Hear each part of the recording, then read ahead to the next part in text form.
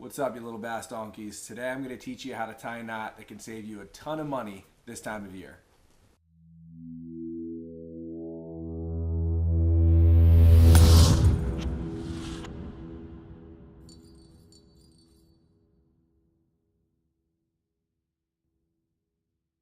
So Saturday is April 1st, and that marks the first day that you can fish a lot of these reservoirs in Baltimore, at least with a boat. And if you've been following me on Instagram, you've seen that I've been down south looking for some giant bass at Lake Fork and Okeechobee, and those were just amazing fisheries. I had an awesome time with some really great friends, met some really cool people. But the fishing down there is much different. I mean, you're fishing shallow, murky water for giant bass. I mean, it couldn't be any more different up here in Maryland, where we're fishing deep, clear water reservoirs for I won't say tiny fish, but I mean, you catch a 6-pounder, that's a giant up here, whereas in Florida, that 6-pounder isn't even going in the jacuzzi. So a little bit different game, and it requires some different tools or tackle. And I've all my reels spooled up with braid for those trips, and now I want to go ahead and put fluorocarbon on all of my reels. And if you're like me and you have quite a few reels, you understand how expensive line can be, especially good braid and good fluorocarbon. So I'm going to teach you guys how to tie a knot.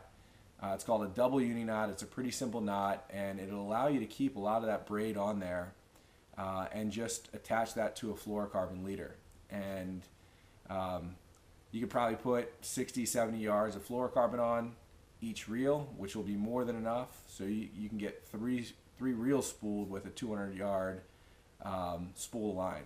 And bass fishing up here in Baltimore, I kind of joke, it's like putting a 3-year-old to bed. I'm the adult, you're the child. When I tell you it's time to go to bed, you go to sleep. And when you catch a fish up here, unless you're using pretty light spinning tackle, you're the fish, I'm the angler, you're going in the boat. Like, I don't need a ton of line to be playing around with this fish and letting them rip drag. So you don't need to have 200 or 250 yards spooled on your reel when you're fishing for largemouth. Certainly not in Baltimore. So we'll do a POV video, and hopefully you can use this knot as you're starting to put new line on your reels. It doesn't even have to be from braid to fluorocarbon. It could just be old fluorocarbon to new fluorocarbon to try and get ready for the new season. All right, so you can obviously see this is not fishing line. This is some type of colored string. And I've decided to use this for the video because I think it might be able to illustrate the knot a little bit better rather than just using clear fluorocarbon. I have my dogs cheering me on over there. They don't look like they're very amused, but hopefully they'll take some notes. So we have this side over here, which is the backing, and this is already on the spool. And we'll say this over here is the line that we just bought. So what we're going to do is we're going to take the line, we're going to match it up side by side. And then we'll first take, and it doesn't matter which one you start with, which side, but we'll use the new line, and you double it over. So now you have 2 pieces of the new line and 1 piece of the backing. And you pinch these 2 together, and then you're going to go ahead and wrap this one. And I wrap it 3 times.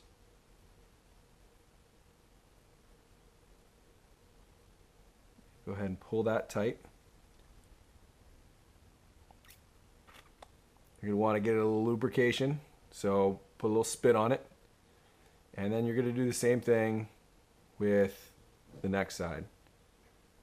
So again, we'll go ahead and double this over, wrap it 3 times.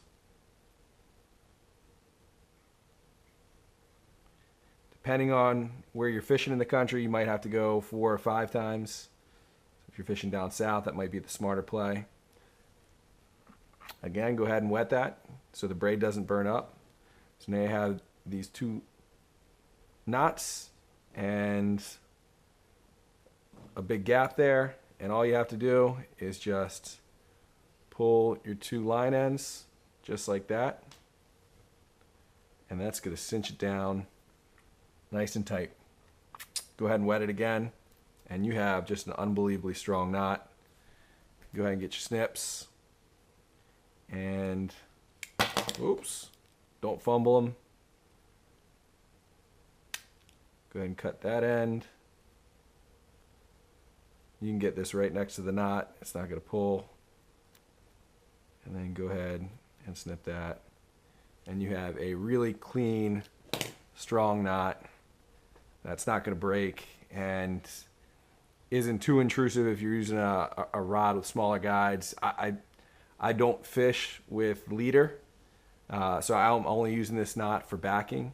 So this knot is really never going through the guides unless unless it means I'm low on line. So great knot. I'd suggest that you use this for all your reels as you're swapping out old line to put on new line this season, and anytime you're going from braid to fluorocarbon. Anyway, I hope this video helps you guys save some more money and catch some more fish.